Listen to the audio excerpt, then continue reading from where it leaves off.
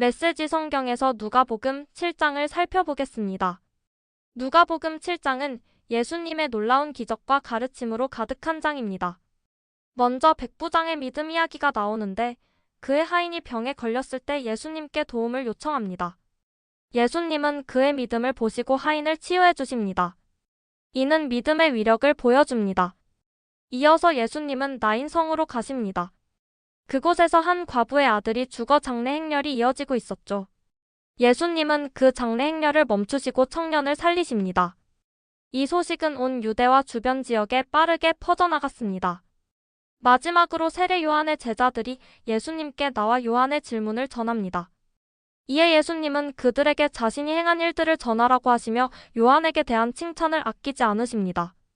누가복음 7장은 믿음과 회복을 통해 예수님의 능력과 사랑을 깊이 깨달을 수 있는 장입니다. 메시지 성경에서 누가복음 7장 말씀으로 들어갑니다. 자기 백성의 필요를 돌보아 주신다. 예수께서 사람들에게 말씀을 마치시고 가버나움으로 가셨다. 그곳에 있는 어떤 로마군 지휘관의 종이 죽어가고 있었다. 지휘관은 그 종을 무척 귀히 여겼으므로 그를 잃고 싶지 않았다. 예수께서 돌아오셨다는 말을 들은 지휘관은 유대인 공동체 지도자들을 예수께 보내어 오셔서 자기 종을 고쳐달라고 청했다. 그들은 예수께 가서 그렇게 해주실 것을 간절히 구했다. 이 사람은 선생님께서 요청을 들어주셔도 좋은 사람입니다. 그는 우리 민족을 사랑하여 우리에게 회당까지 지어주었습니다. 예수께서 그들과 함께 가셨다. 그 집에 도착하려면 아직 한참을 더 가야 하는데 지휘관이 보낸 친구들이 와서 예수께 말을 전했다. 주님, 이렇게 수고하실 것 없습니다. 주님이 아시듯이 저는 그리 선한 사람이 못 됩니다. 주님이 저희 집에 오시면 제가 당황스럽고 제가 주님 앞에 직접 나서기도 그렇습니다. 그저 명령만 내리시면 저의 종이 낫겠습니다. 저도 명령을 받기도 하고 내리기도 하는 사람입니다. 제가 한 병사에게 가라고 하면 가고 다른 병사에게 오라고 하면 옵니다. 그리고 저의 종에게 이것을 하라고 하면 합니다. 예수께서 크게 놀라시며 동행한 무리에게 말씀하셨다. 하나님을 알고 그분이 일하시는 방식을 훤히 알아야 마땅한 이스라엘 백성 중에서도 이렇게 단순한 믿음은 아직 보지 못했다. 말을 전하러 온 사람들이 집에 돌아가 보니 종이 다 나아 있었다. 얼마 후에 예수께서 나인이라는 마을로 가셨다. 제자들과 꽤 많은 무리가 그분과 함께 있었다. 그들이 마을 어귀에 다다랐을 때 장례 행렬과 마주쳤다. 한 여자의 외아들을 묻으러 가는 행렬이었다. 죽은 아들의 어머니는 과부였다. 예수께서 그 여자를 보시고 가슴이 미어지셨다. 예수께서 그 여자에게 울지 마라 하고 말씀하셨다. 그러고는 가까이 다가가 관에 손을 대자 관을 메고 가던 사람들이 걸음을 멈췄다. 예수께서 말씀하셨다. 청년아, 내가 네게 말한다. 일어나라. 그러자 죽었던 아들이 일어나 앉아 말을 하기 시작했다. 예수께서 그 아들을 어머니에게 돌려주셨다.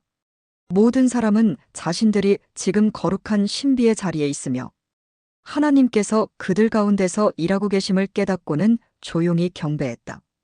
그러고는 떠들썩하게 감사하며 서로 큰 소리로 외쳤다. 하나님이 돌아오셔서 자기 백성의 필요를 돌보아 주신다. 예수의 소문은 온 지역에 두루 퍼졌다. 세례자 요한. 요한의 제자들이 이 모든 일을 요한에게 알렸다. 요한은 제자 가운데 두 사람을 주님께 보내어 물었다. 우리가 기다려온 분이 선생님이십니까? 아니면 아직도 기다려야 합니까? 두 사람이 예수 앞에 와서 말했다. 세례자 요한이 우리를 선생님께 보내어 우리가 기다려온 분이 선생님이십니까? 아니면 아직도 기다려야 합니까? 하고 물어보라고 했습니다. 예수께서는 몇 시간에 걸쳐 질병과 고통과 악한 귀신으로 시달리는 많은 사람들을 고쳐주시고 눈먼 많은 사람들의 눈을 뜨게 해주셨다. 가서 방금 너희가 보고 들은 것을 요한에게 알려라. 눈먼 사람이 보고, 저는 사람이 걷고, 나병 환자가 깨끗해지고, 귀먹은 사람이 듣고, 죽은 사람이 살아나며 이 땅의 불쌍한 사람들에게 하나님의 환대와 구원이 베풀어지고 있다. 이것이 너희가 기대하던 것이냐? 그렇다면 너희야말로 복된 줄 알아라. 요한이 보낸 사람들이 떠나자 예수께서 요한에 대해 무리에게 더 말씀하셨다. 그를 보러 광야로 나갈 때에 너희는 무엇을 기대했더냐? 주말을 쉬러 나온 사람이더냐? 아닐 것이다. 그럼 무엇이냐? 멋진 양복을 차려입은 교주더냐? 광야에서는 어림도 없다. 그럼 무엇이냐? 하나님의 메시지를 전하는 사람이냐? 맞다. 하나님의 심부름꾼이다. 너희 평생의 최고의 하나님 심부름꾼일 것이다. 그는 예언자 말라기가 말한 그 심부름꾼이다. 내가 내 심부름꾼을 앞서 보내어 내 길을 평탄하게 만들 것이다. 내가 너희에게 최대한 알기 쉽게 설명하겠다. 역사상 어느 누구도 세례자 요한보다 나은 사람은 없다. 그러나 그가 너희에게 준비시킨 천국에서는 가장 낮은 사람이라도 요한보다 앞선다. 요한의 말을 듣고 그에게 세례를 받아 천국에 들어온 평범하고 평판이 좋지 않은 사람들이 가장 분명한 증거다. 바리새인과 종교 관리들은 그런 세례를 거들떠보지도 않았고 자기보다 못한 사람들에게 자기 자리를 내줄 마음도 없었다. 이 세대 사람들을 어떻게 서명할 수 있을까? 그들은 우리는 더 놀고 이야기하고 싶은데 엄마 아빠는 늘 피곤하다고 해요 하고 불평을 늘어놓는 아이와 같다. 세례자 요한이 와서 금식하니 너희는 그가 미쳤다고 했다. 인자가 와서 실컷 먹으니 너희는 인자가 술고래라고 했다. 본래 여론조사는 믿을 만한 것이 못되지 않더냐? 음식 맛은 먹어보아야 한다. 그분 발에 향유를 바른 여인. 바리새인 가운데 한 사람이 예수를 식사에 초대했다. 예수께서 그 바리새인의 집에 가셔서 저녁 식탁에 앉으셨다. 마침 그 동네에 창녀인 한 여자가 있었는데 예수께서 바리새인의 집에 손님으로 와 계신다는 소식을 듣고는 아주 값비싼 향유 한 병을 가지고 왔다. 그 여자는 그분의 발치에 서서 울며 그분 발에 눈물을 쏟았다. 그리고 자기 머리카락을 풀어 그분의 발을 닦고 그 발에 입을 맞추고 향유를 발랐다.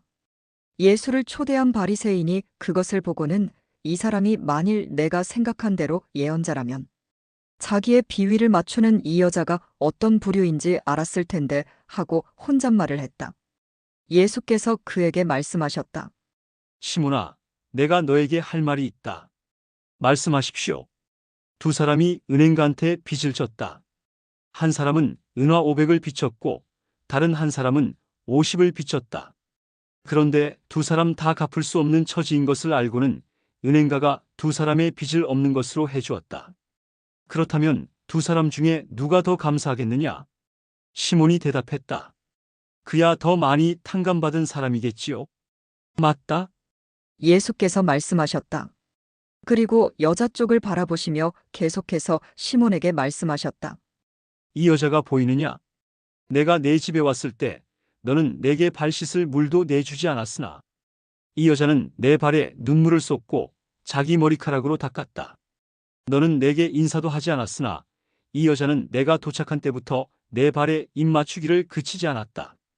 너는 기분을 상쾌하게 할 만한 것 하나 내놓지 않았으나 이 여자는 향유로 내 발의 피로를 덜어주었다. 감동적이지 않느냐? 이 여자는 아주 많은 죄를 용서받았다. 그래서 많이 감사한 것이다. 용서가 적으면 감사도 적은 법이다. 그러고 나서 예수께서 여자에게 말씀하셨다. 내가 내 죄를 용서한다. 그러자 식탁에 있던 손님들이 그분이 듣지 않는 데서 말했다. 자기가 누구라고 죄를 용서한단 말인가? 예수께서 그들을 무시하고 여자에게 말씀하셨다. 내 믿음이 너를 구원했다. 평안히 가거라.